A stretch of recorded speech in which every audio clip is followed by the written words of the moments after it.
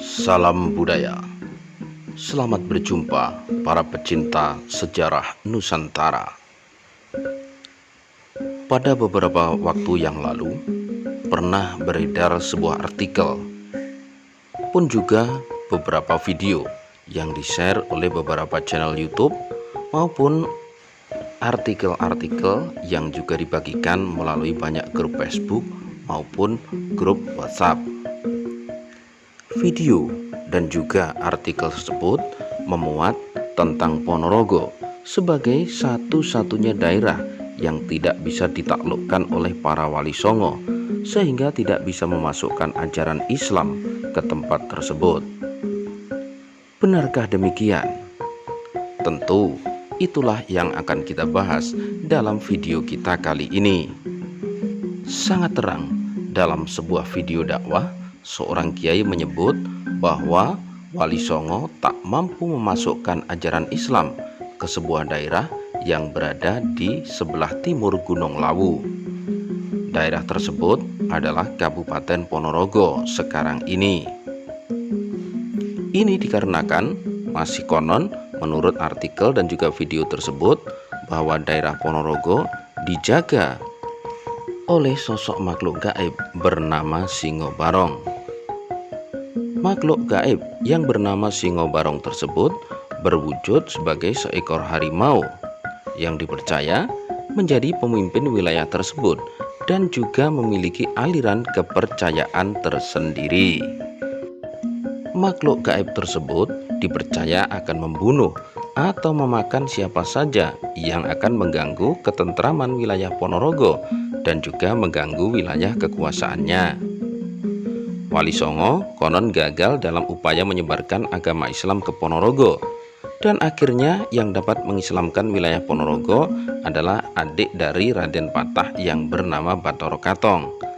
Demikian disebutkan dalam video Pak Kiai tersebut. Saking cerdik dan hebatnya Bathara Katong dalam menyebarkan agama Islam ke wilayah Ponorogo, beliau dijuluki Lirkatio Dewo, yang berarti manusia setengah dewa. Bathara Katong menyebarkan agama Islam ke wilayah Ponorogo dengan cara melalui kesenian. Ia membuat kesenian tari agar mudah dicerna oleh masyarakat. Kesenian tersebut adalah Reog Ponorogo. Menurut Bapak Kiai tersebut, reog adalah bahasa dari huruf Arab Ro dan Yun yang berarti firasat yang benar. Ini tentu saja akan menjadi perdebatan yang panjang, karena seni reog sendiri ada jauh sebelum Wali Songo ada, jauh sebelum Bathara Katong datang ke wilayah Ponorogo.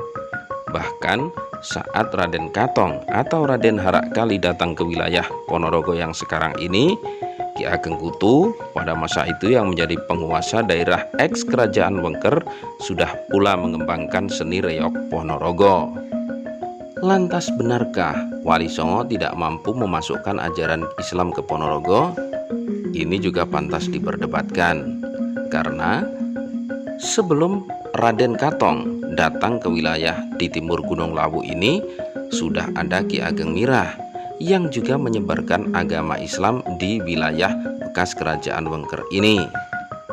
Tentu saja ini ada sangkut pautnya dengan Wali Songo. Kemudian apabila kita tarik jauh ke belakang, kenapa Wali Songo tidak ada yang datang ke Ponorogo? Karena rata-rata Wali Songo melakukan kegiatan syiar atau dakwah Islam sekaligus bermukim rata-rata di wilayah pesisir utara. Coba saja kita bilang, dari wilayah Jawa Barat ada di pesisir utara Sunan Gunung Jati, pun juga Fathahilah. Kemudian ke wilayah pesisir utara Jawa Tengah ada Kanjeng Sunan Kalijogo di Demak, ada Kanjeng Sunan Kudus di Kudus, kemudian juga ada Kanjeng Sunan Muria. Masuk ke wilayah Jawa Timur, di Tuban ada Kanjeng Sunan Bonang, kemudian di Lamongan ada Kanjeng Sunan Derajat, di Gresik ada Kanjeng Sunan Giri, kemudian ada Kanjeng Sunan Ampel yang ada di wilayah Surabaya. Dari semua nama-nama yang sudah kita sebutkan tadi, semuanya bermukim dan berdakwah di wilayah pesisir utara Pulau Jawa. Sementara itu, Ponorogo adalah sebuah wilayah yang berada nun jauh di belahan selatan Pulau Jawa. Bahkan bisa dibilang hampir-hampir berada di pesisir selatan Pulau Jawa. Bahkan di masa lalu, wilayah kerajaan Wengker yang berada di timur Gunung Lawu itu sampai dengan wilayah Pacitan dan Trenggalek yang sekarang.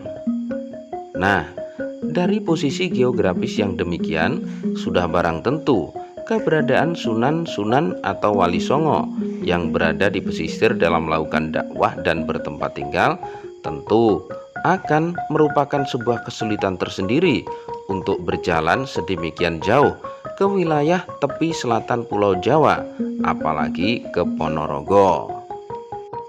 Bahkan tentu saja tidak hanya Ponorogo yang tidak mampu didatangi secara langsung oleh para sunan-sunan atau oleh para dewan wali songo tersebut. Silahkan cek sendiri. Anda yang tinggal di daerah-daerah lain Ponorogo, katakanlah Pacitan, Trenggalek, Tulungagung, Wonogiri, ataupun Gunung Kidul, silahkan dicek. Pernahkah wali songo atau sunan-sunan yang tersebut dalam daftar tersebut datang ke daerah Anda di masa lalu? Atau setidaknya ada jejak-jejak di masa lalu? Dengan demikian, pendapat yang mengatakan bahwa Ponorogo tidak bisa ditaklukkan oleh wali songo atau tidak bisa dimasukkan ajaran Islam oleh wali songo, tentu saja sekali lagi pantas untuk kita teliti dan kita diskusikan lebih jauh lagi. Di samping itu, untuk diketahui bahwa jejak-jejak penyebaran agama Islam oleh jaringan wali songo banyak dijumpai di wilayah Kabupaten Ponorogo. Beberapa peninggalan Kanjeng Sunan Tembayat ada di tempat ini. Beberapa keturunan Sunan Tembayat juga ada di tempat ini. Sehingga dengan demikian jejak-jejak wali songo itu pun ternyata ada dan sampai ke Ponorogo. Meskipun demikian, barangkali saja hal tersebut belum diketahui atau tidak diketahui oleh pihak-pihak yang berada di luar wilayah jangkau dari Kabupaten Ponorogo. Sebagai sebuah bahan diskusi, tentu saja ini sangat menarik sekali. Dan video ini bukanlah untuk membantah apa yang sudah beredar, akan tetapi lebih kepada mengajak sedulur semuanya untuk berpikir secara mendalam, menggali kebenaran-kebenaran sejarah maupun kemungkinan-kemungkinan yang pernah terjadi dan akan terjadi maupun sedang terjadi tentang Ponorogo dan hal-hal yang ada di sekitarnya. Terima kasih sudah mengikuti video ini. Semoga bermanfaat. Salam dari Ponorogo.